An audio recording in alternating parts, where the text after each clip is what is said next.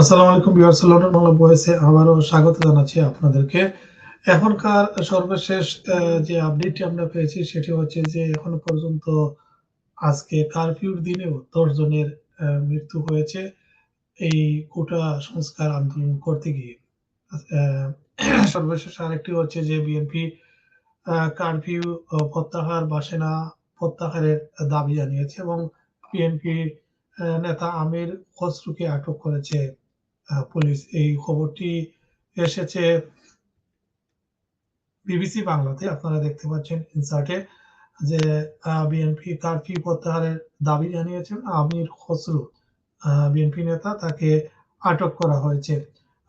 নিউজে যেটি বলা হয়েছে যে সারা দেশে চলমান কারফিউ প্রত্যাহার ও সেনাবাহিনীকে বিতর্কিত না করার দাবি জানিয়েছে বিরোধী দল বিএনপি। দলটির মহাসচিব মির্জা ফখরুল ইসলাম আলমগীর এক বিবৃতিতে এ দাবি জানিয়েছেন বলে দলীয় চেয়ারপারসনের প্রেস উইং থেকে বিবিসি বাংলাকে জানানো হয়েছে। বিবৃতিতে মির্জা ফখরুল ইসলাম আলমগীর সরকারের পদত্যাগের দাবিতে কোটা সংস্কার ও রাষ্ট্র সংস্কারের চলমান আন্দোলন আরো বেগবান করার জন্য দেশবাসীর প্রতি আহ্বান জানিয়েছেন। এদিকে দলটির জাতীয় স্থায়ী কমিটির সদস্য আমির হোসেন মাহমুদকে রাত্রে তার বনানীর বাসা থেকে পুলিশ আটক করে নিয়ে গেছে বলে জানিয়েছেন দলীয় চেয়ারপারসনের প্রেস উইং সদস্য শাহরুল কবির খান। এর আগে শনিবার স্থায়ী কমিটির আরেক সদস্য নজরুল ইসলাম খান শুক্রবার এর আগে ২ জনকে আটক করা হয়েছে। তো শনিবার আটক করা হয়েছে আরেক স্থায়ী কমিটির সদস্য নজরুল ইসলাম খান এবং সিনিয়র যুগ্ম মহাসচিব রুহুল কবির রিজভীকে আটক করা হয়েছে। এছাড়াও আরো বেশ কিছু রাজনৈতিক দলের নেতাদেরকে আটক করা হয়েছে বলে আমরা শুনেছি। আর কারফিউতে সর্বশেষ যে বিবিসি আপডেট দিয়েছে সেটিতে বলা হচ্ছে ১০ জন নিহত হয়েছেন। কারফিউ ও সেনা টহল চলার মধ্যেও শনিবার ঢাকার সংঘর্ষে অন্তত ১০ জন নিহত হয়েছেন, আহত হয়েছেন ৯১ জন। এদের মধ্যে পুলিশের ২ সদস্যও রয়েছেন। এর মধ্যে ঢাকার যাত্রাবাড়ী রায়েরবাগে ৮ জনের মৃত্যুর ঘটনা ঘটেছে। পুলিশ সদস্যদের মৃত্যুর ঘটনাও একই স্থানে ঘটেছে। এছাড়া মিরপুর ও আজিমপুরে ২ জনের মৃত্যু হয়েছে।